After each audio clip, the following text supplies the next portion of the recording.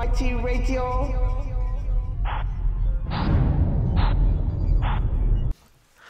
Hello there and welcome to this brand new edition of 5-Round MMA. My name is Alex Ramirez. Alongside me is my co-host Albert Cita. We're a short one man today.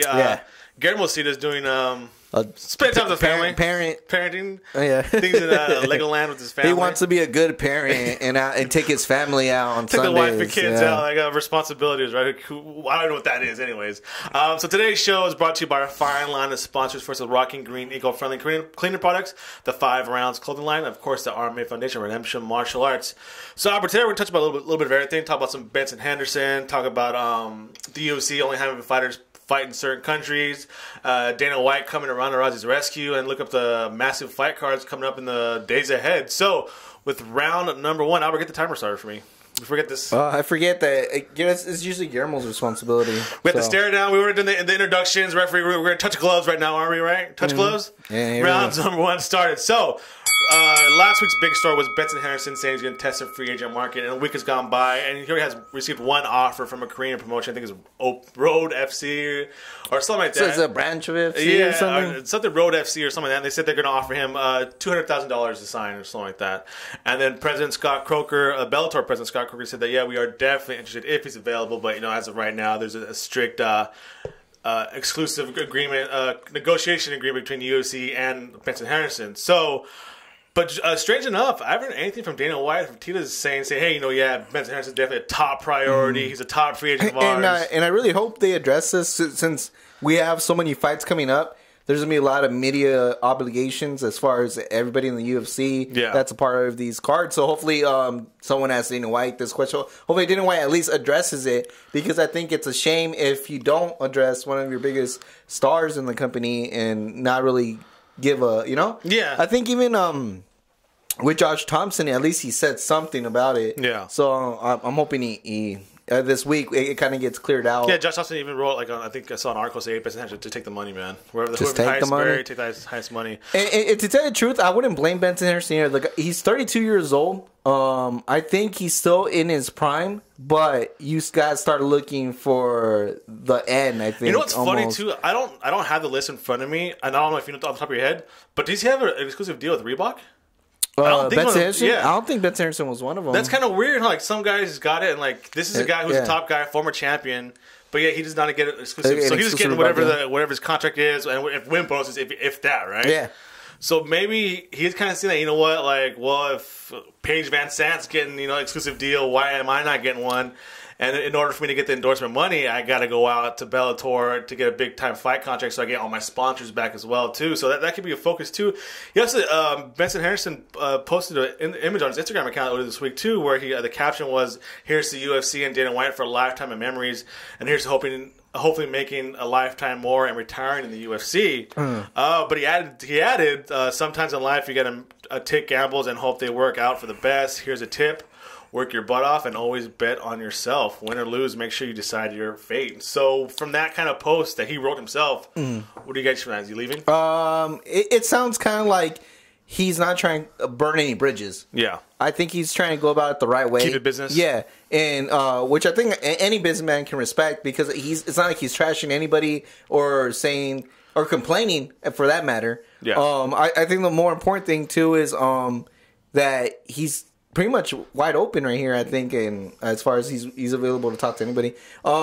Just since not every city reports how much the purse is for the fighters. Yeah. In 2014, for example, he fought in New Mexico, and they reported he made about $90,000 for his fight. That one night. But keep in mind, he was a champion then. Oh, okay. But anyways, it's 90,000, so maybe that's the ballpark area. And if you mention if the Korean promotion offered him 200,000, I don't know if that was per fight, but if it's per fight, that's really, really good. And then honestly, too, now he's not champion anymore. He's no longer on the pay-per-view, so he's not going to see those pay-per-view buy shares anymore. He's exclusively on the fight night, so maybe UFC on Fox if he's lucky. So, I mean, look at all these factors. Personally, I think he's going to leave. Unless he comes up with some deal where, you know what, I want my sponsorship, Reebok, to give me my package deal. Actually, it wasn't a championship fight. It wasn't? But still. He's not champion. He's not on pay-per-views anymore. He's not going to get on pay-per-view shares. Yeah. I don't think, if somebody's going to correct us online and leave a comment that he is a sponsor by Reebok, but... Yeah, his last pay-per-view was against Anthony Pettis. He's gonna have to, if he's gonna come back. It's gonna be a incentive laden contract, I think, because like you're gonna have to butter his bread. I think, don't you think? No, yeah. I think especially since UFC is trying to do this global expansion. Yeah, it's obvious if a Korean promotion offered him a deal, obviously there's something there. Yeah, and if you want to do this global expansion, I mean, he's been a staple in Korea. He's done the last 2 shows in Korea. That's when they went to Korea, but I don't know. I also saw a commercial on Spike TV for the Fedor bout and for Bellator. So it looks like Spike TV is going on and Viacom. So this may be the biggest free agent get they can pick up. They can pick up. So it'll be interesting to see. Benson and it'll also be interesting to see which division he picks. If he does go to Bellator, it is very because from 155 and down, Bellator is set. Yeah, but you go a little bit higher. And we don't know until we get to light heavyweight. Yeah. Really, any stars. So maybe at 170, if he does want to stay there and not worry too much about weight, it's a perfect place to be. They had been asking him, but they lost him. So, I mean, I personally think he's going to leave. If he goes anywhere, it's going to be for Bellator. So that's it for round number 1. So stick around for round number 2, guys. All right, welcome back. Time for round number 2. I will get that timer started. So it was also announced this week that Micheal Bisping will take on Gigamousasi in a fight night, which will take place in London. Other than we had kind of a topic about the middleweights last week, didn't we? About Micheal Bisping. It's funny how Micheal Bisping always finds himself with no need to really book himself. Does that make sense? Yeah. I mean, no matter where he's at as far as win, loss, rankings. He always has an opponent. Yeah. Always has an opponent. Whether it be trash talk or just the UFC, book some. It's for some reason he's just a good guy to have as far as matchup. Another guy that comes to mind like that is Frank Mir. For some reason these guys just always have a good matchup somewhere. They're never clamming like, "Hey, UFC, give me a fight." I'm waiting for a fight. Yeah, they don't gotta ask for nothing. Yeah. There's plenty of fights out there for you. So, as I noted earlier, this bout is going to take place the UFC's Fight Night card in London. In the O2 Arena. Yep, 2016, February 2016. What I thought was kind of funny about this is that Micheal Bisping hasn't fought in the United States since 2013. Ooh. Yeah, UFC 159. And his opponent, Gigamousasi, debuted for the UFC in 2013. And has competed 7 times, and out of those 7 bouts, only 1 took place in the United States. So it's pretty much Micheal Bisping's a European fighter now, right? Yeah. So is Gigamousasi. I mean, he's pretty much an everywhere fighter. Yeah, except for the United States.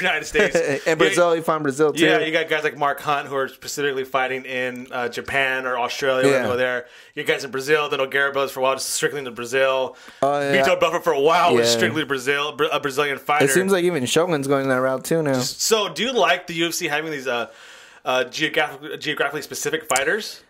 Yes and no. I like it just because for the fact that obviously that's where the draw is. Yeah. You get me? Why would you not book, like, if it was in wrestling terms, why would you not book John Cena in Boston? Right? From Boston, yeah. He's from Boston. He's going to get over. Everybody knows that. Yeah. So it's easy booking to put the hometown guys there. And also, if you want to do this global expansion, you need to draw the fans to something that they can relate to. But at the same time, I don't like it because I feel like it not only does it limit them, it's almost a hurdle at the same time for them too. Because it's hard to get really established when these UFC fight nights somewhere else, whatever. So because of the time difference and if it's a card of the Brazilian guys, I don't know half of them. Yeah, exactly. So it's almost like there's a hurdle there for them. Yeah. And at the same time, it's almost like we get limited to when we get to see them. Mm-hmm. If it's not in Europe, were we ever going to see Bisping fight so and so, or if it's not, if we're gonna have a streak of U.S. bookings, I don't know. It just feels like there's some limitations there, which I don't like. But at the same time, I understand, and I know that people from Brazil, Australia, whatever, they want to see their hometown guys there. What bothers me about having these guys only fight in their specific region is kind of the drug testing before, because I know the UFC kind of UFC kind of is the commission the commission when it comes to these foreign fight affairs, and that kind of bothers me a little bit. I think there was an article by Anthony Burchak when he fought in Brazil last time, saying not everybody got tested that he saw when they fought in Brazil. And guys like Vitor Belfort who's tearing it up for a good 2.5 years, and he was just fighting Brazil specifically, and then he comes to the United States, and all of a sudden he's he can't pass the TRT test. Yeah.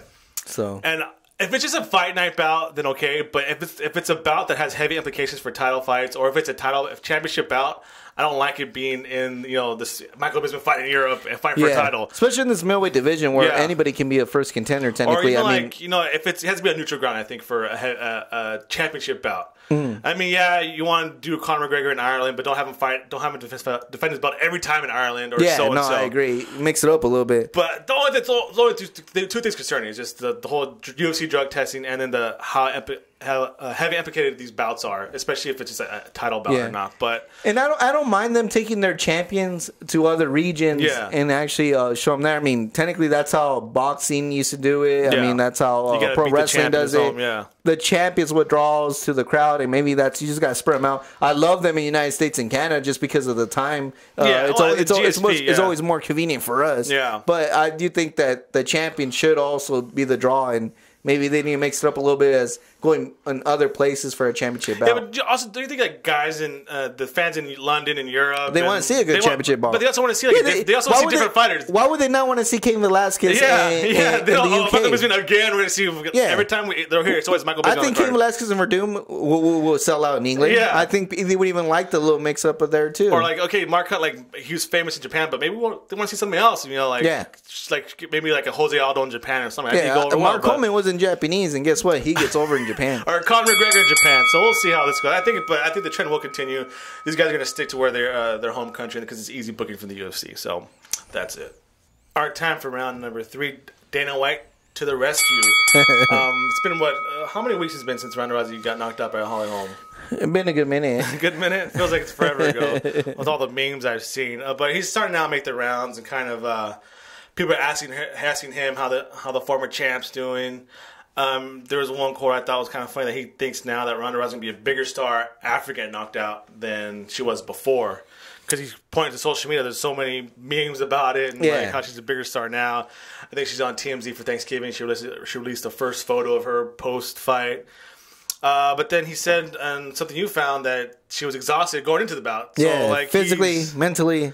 Everything. Is he kind of giving excuses for Ronda Rousey? And does she even need that? Does she need Ronda Rousey Does Ronda Rousey even need Dana White to defend her? To tell the truth, I don't think so. I think it would have been better if he didn't say any comment and just said it was a good fight and the best fighter won. I think if it was just a general statement like that, been a lot better than saying stuff like that, because I think you're giving excuses for them. And when you give excuses, I think people don't see a certain person the same way again. Does that make sense? So for him to say that she'll be a bigger star after this, after you say these excuses, I don't think so. I think if anything, she's going to lose some fans, because you're like, come on, man. Like, I think when you see a fighter, like, okay, take Cain Velasquez, for example, right? When he got knocked out for Varum by JDS, I didn't even know. I mean, the whole knee thing came like months and months after, and that came from the trainer, from his coach. And it literally was the day of the fight week of the next fight.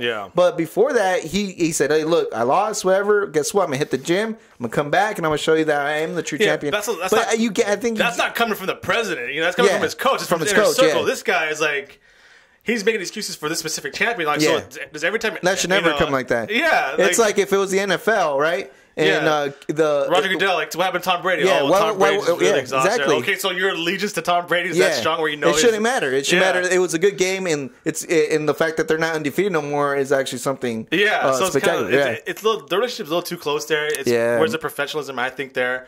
It goes back to Dana White being a promoter and not a president of an organization, I think. Because deep down, he's a promoter. And that's what it is. And promoters stick to their big guns. It's not right that he says stuff like this. But I think if I were Ronda Rousey, I'm like, dude, I don't need you talking for me. I am a professional. I am still one of the baddest athletes on the planet. I'm going to bounce back for this. I don't need you saying that, I was exhausted and like blah blah blah. I wouldn't want people to say mad. Like, I don't need you talking for me. Like, shit, I'll talk for myself. And he says that they're very close together and they have personal talk and stuff like that. Well, if we were close together and we have personal talks, guess what? I don't want you saying stuff out to the public. Exactly. It was between me and you. But it makes you wonder, like, so like every time, like, let's say, was it if Conor McGregor loses, we're friends now, Dana White's going to come to his rescue, like, after every press conference? Or Sage Northcutt, Dana White's boys, he's going to come to defend all of his favorite fighters? But and it's funny, because then there's some fighters that I feel should be defended because it wasn't necessarily their performance, but maybe something else that they got that brutal loss or whatever. But yeah, he's quick to be like, oh, okay, you're cut. Yeah, you know. I know. Yeah, you gotta work. I don't want to hear. I don't want to hear what you had to go through outside the UFC. Be professional. You have to come in here and perform. You know, but be professional. Yeah, it just looks bad. And just like you said, even if you were to break NBA, NFL, and NHL, MLB, if you heard any of the presidents, your commissioners, anyway, come out, you know, like okay, good example is like when Derek Jeter did his retirement, everyone gave him respect, and I think that it was more than called for the president or anybody in the top office to say something to Derek Jeter because they're just reflecting on his career rather than his performance. Like, you know, or like Adam Silver or David Stern whenever LeBron James lost in the finals. Well, I just talked to LeBron. He was really exhausted. It was a hard finals. Imagine that. Yeah. So does that tell me that you wanted Cleveland to win? Yeah, exactly. Yeah. So it's kind of like Dana White. I think he's after all these years, you think he'd have like the line between how to act professionally and how to act personally. But I guess no one's saying that. Judging people for having a personal your friends is cool, but don't let it be known like that. I think a good example is like Stephen A. Smith that he says he has these relationship with these professional players outside of thing. Yeah, but he's very quickly to criticize them, and he treats them just like he treats the other people when he's breaking them down and stuff like that. So I guess hopefully Dana White kind of gets this, you know, sees the line in the sand. But see, that's the whole thing. I mean, in we're allowed to criticize, I think, because as soon as he says, "I want to be like the NBA," I want to be like the NFL. As soon as you say that, well, guess what? Your standards should be the same. Yep. You can't just say it and then be like, "Oh, we're still going to do it the way I think it should be done." I completely agree. So that's it. For this round, we're just take a quick little break. When we come back, we're going to talk about all the action coming up from UFC Fight Night, UFC Tough Finale, UFC 194, all within days of each other. So stick around. Welcome back. Thanks for sticking around a short little break. So now let's get into round number 4, UFC Fight Night, exclusively on UFC Fight Pass. Oh, I hate it. I hate it. I hate it. Going to take place on December 10th at the Chelsea at the Cosmopolitan, Las Vegas, Nevada.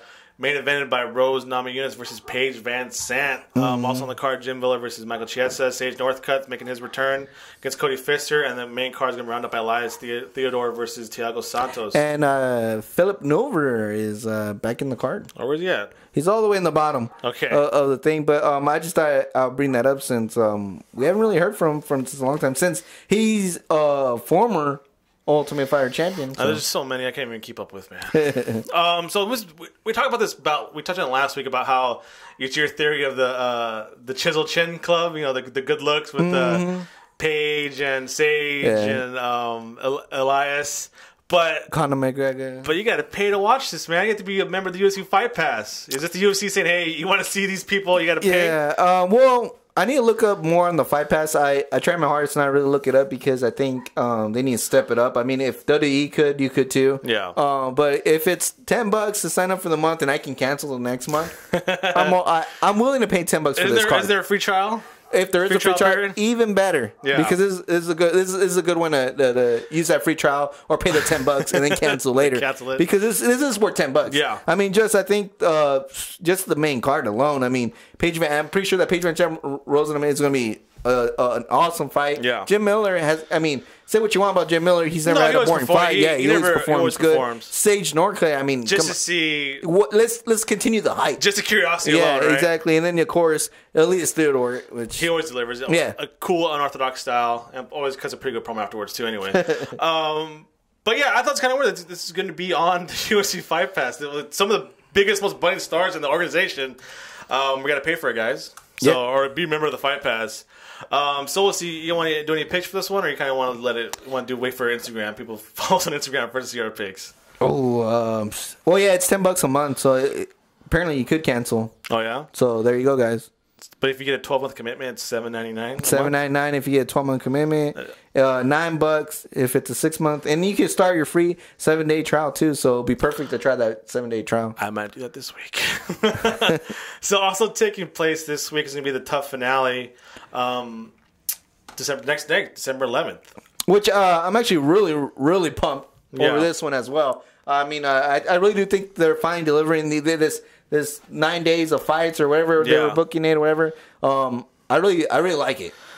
Chad Mendes versus Frank Yeager is blowing my mind out. And it's funny because when I try talking to other people about it, they're not excited as I am. But I think this is a very, very good bout, and I think it's underrated. I think this could be a co-main event in a pay-per-view. I think so too. I think it's a headline, at least a fight night card or a UFC on Fox card. I think obviously it's going to be peppered in with some of the Ultimate Fighter finale cards on there too. But the fact that you have Frank Yeager versus Chad Mendes, who should be. I consider this a super fight. Yeah, but this should be like, okay, winner gets Conor and Jose Aldo, right? That's theoretically what it sounds. I mean, for crying out loud, the only loss that Frankie Edgar has in this division is against the champion Jose Aldo. Honestly, if Guillermo was here, I'm going to be shocked. But honestly, if Frank Yeager wins this bout and it's not by it has to be by at least a dominated decision, he should get number one contender shot. No, I think even if he just gets a split decision win, is enough to face the champion. I mean, I feel I'm not a Frank Yeager fan, but I feel for the guy. At 155, he had some controversial losses, right? And then he was kind of forced to drop down.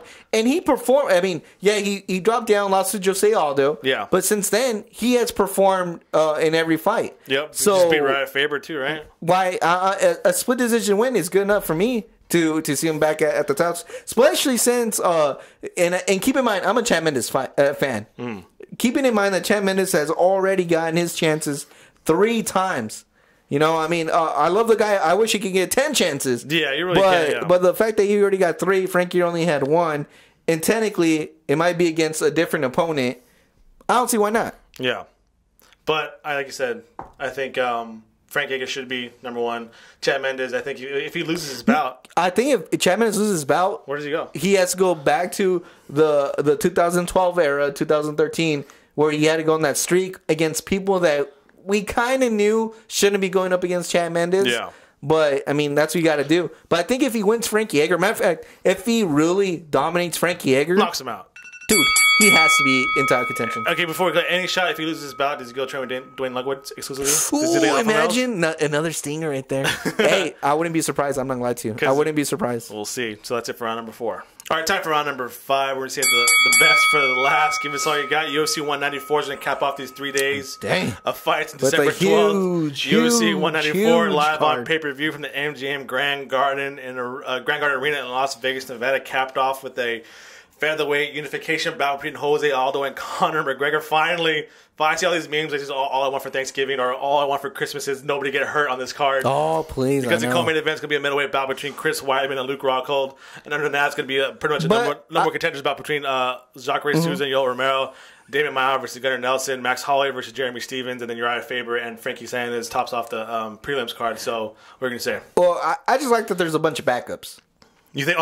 That's what I do. Like, for let's say Luke Rockhold gets injured, I'm hoping he doesn't. But let's say you still got 2 to pick from. You still got 2 to pick from there. Same thing if Chris Weidman gets hurt. Yeah. We have an interim shot over here. If Jose Aldo gets hurt, we got your favorite to step up, or vice versa. Max Holloway could step up there. So you don't know. Well, I gotta be favorite for it could be Max Holloway. Yeah, but we got a lot of backups, which I feel safer going into this card. Yeah. So either way, I mean, we want the card to happen. But we even get Tisha Torres for free. Yep. And if you haven't seen Tisha Torres, you need to go check that bout. Yes, I think she might quietly be the second best fighter in the division. Yeah, right? other behind Joanna. Especially she has some big wins. So yeah, so to stop at the main event, Jose Aldo versus Conor McGregor. I mean, there's everywhere you're gonna see this whole week. Every MMA website's gonna talk about this bout. The only reason I'm gonna say is because I didn't last time when I guess I said it off camera that I believe that Holly Holmes was gonna win with the kick to the face. Yeah, I was off camera, but there's like no record of that whatsoever. No record, so I don't believe. So I'll make it official this time. Okay. I do believe Conor McGregor will win, and it's gonna be from a body shot to Jose Aldo, and I wouldn't be surprised if it's in the first round.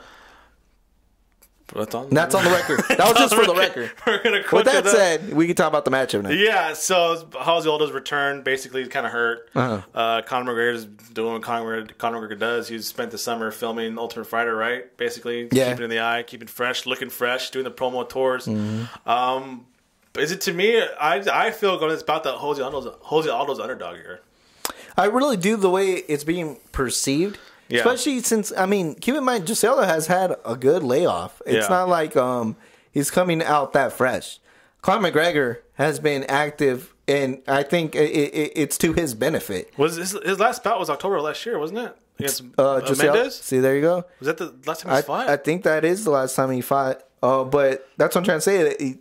people are forgetting these stuff, and people still forget that that's not an easy weight cut for Jose Aldo. Yeah, the last time he fought October 25th, 2014. It's been over years. Yeah, and people forget that weight cut is hard. Yeah, and it only gets harder if you stay away from it. Yeah, I mean, just look at how long Anthony Johnson stayed away from welterweight, and that guy just freaking. There's no way that guy can ever make welterweight now. I don't think so. No, yeah, so I think it's a lot of stuff working against him. Yeah, especially let's not keep in mind the head games and stuff like that. That affects a fighter tremendously. Yeah, he might be so angry that he's just burst his gasket the first round, and Conor McGregor just pick him apart. I think we're bursting our gasket on just. Okay, yeah. So we got the co-main event: Chris Weidman versus Luke Rockhold. I mean, I think it's gonna be. I think it's gonna be one of the best matchup. Yeah, but it has to be the fight of the night. I think. Yeah, these are two big dudes. Especially when you see the people they have fought that have common interests, such as like Machida and stuff like that. The way each one perform against that fighter. Yeah. I think this is a very unique matchup, and I think it's gonna be. This is one of those things where it's like,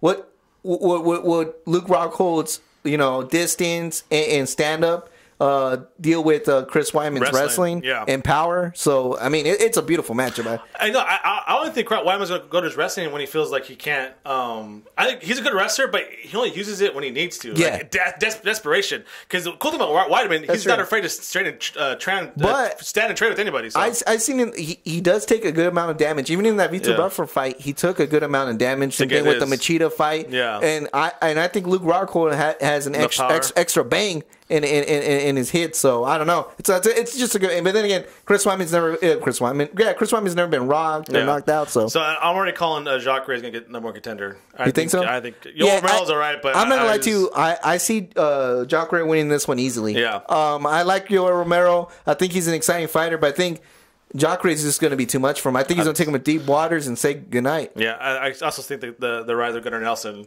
I think this is the sleeper. I think this is where Gunnar Nelson's going to finally make a statement and say, you know what, give me a top 3 guy. Yeah, and obviously we're both big fans of Max Holloway. Jeremy Stevens is all right, but yeah, get the Hawaiian Max Holloway. Yeah, I mean, I love watching Max. It doesn't matter who Max Holloway is facing. So that's it. So last one. Do you think Faber has a big win here? Does he make a statement afterwards saying hey, do something with me, UFC? All I gotta say is Uriah Faber can't lose. He can't lose. He loses his bout. Oh, dude, everything falls apart. Everything falls apart. The gym falls apart. Sacramento falls apart. Yeah, dude, he probably loses potentially his biggest bout he can get, and that's against his former teammate and current champion, TJ Dillashaw. Is he fighting for TJ Dillashaw here? I think so. I think this bout's for TJ Dillashaw.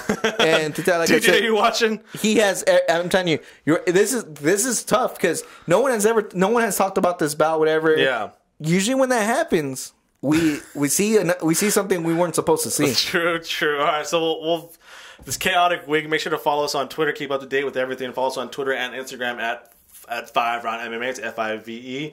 Like us on Facebook. Subscribe to us on iTunes, YouTube, and Podomatic. And please visit FiveRoundMMA.com. You can also check out our podcast at FightBookMMA.com. That's FightBookMMA.com under the podcast page. A big thank you to Rocking Green eco-friendly cleaning products, the 5 Rounds clothing line, and of course Redemption Martial Arts, the RMA Foundation, nonprofit organization committed to anti-bullying awareness. Rise up against bullying. Albert, what do you got? I just want to thank everybody for listening. Star Wars is around the corner. Did they get me back? Sure, they did. I already got my tickets. And let's hope Finn Balor moves up to the main roster. Finn Balor. Thanks everybody for listening. You are now listening to Afro Mighty Radio.